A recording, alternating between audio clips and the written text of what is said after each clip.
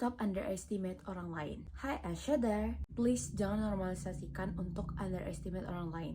Aku kasih contoh ya, aku pernah ngeliat kakak-kakak di FVP aku lalu itu dapat beasiswa untuk kuliah ke luar negeri. Terus ada komen yang bilang kayak keren banget, hebat banget kakak ini. Terus ada yang replay, ya kan finansialnya cukup. Terus apa ya, aku lupa, pokoknya intinya dia tuh kayak ngomong wajar loh kuliah ke luar negeri dengan kondisi dia yang kayak gitu. Terus kakak itu replay bilang kayak don't underestimate people.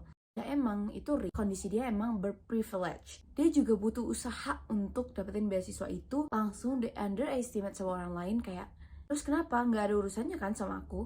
Nah kebetulan banget beberapa hari lalu itu aku juga kena underestimate sama orang lain. Jujur aku sering banget di underestimate sama orang lain. Nggak sama sih sama kayak kakak yang tadi, lebih ke contoh kecilnya aja. Yang terakhir aku dapat underestimate dari orang lain adalah ketika aku tuh kayak ada kunjungan ke suatu tempat mengharuskan kita itu untuk madamin api gitu ya, which is itu ke tempat pemadam kebakaran gitu. Terus yang lainnya tuh pada takut-takutan gitu. Akhirnya aku kayak berani untuk duluan dari yang perempuan. Terus aku kebetulan banget pas aku lagi maju itu apinya itu mati, jadi dihidupin dulu dengan cara tambahin air gitu lah intinya. Terus akhirnya apinya tuh kecil dulu kan karena dia baru hidup gitu.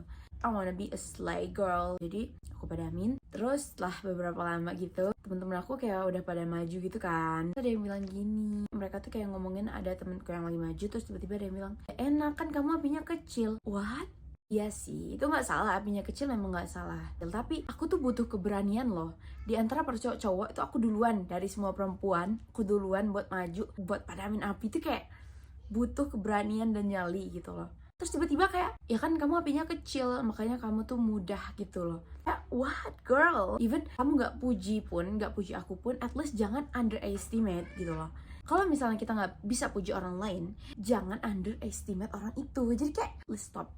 Cukup diam. Salah satu contoh lagi ketika ujian itu tuh sering banget aku dapet underestimate dari orang lain yang bahkan mungkin mereka nggak sadar kalau itu tuh mereka lagi meng-underestimate seseorang. Ujian tuh ya, ujian. Terus kita tuh belajar keras banget karena pengen nilai 100. Terus ada yang bilang gini, ya wajar lah dia dapet 100 kan dia udah sering dapet 100. Oh my god. Itu tuh sebenarnya kayak hal kecil dan sepele. That's okay juga. Mungkin orang juga ada yang nggak tahu kan kalau itu adalah suatu underestimate. Tapi kayak aku juga belajar mati-matian loh buat dapet 100 itu. Aku tuh nggak semata-mata karena otak aku pinter gitu misalnya. Terus aku bisa gitu dapet 100. Enggak. Semua orang tuh berusaha di jalan mereka masing-masing. Jadi please stop underestimate orang lain karena kalian tuh nggak tahu loh gimana usaha orang lain buat dapetin itu dan gimana rasa sedihnya orang ketika udah dapetin apa yang dia mau terus langsung dia underestimate sama orang lain yang nggak tahu usaha kita tiba-tiba gitu.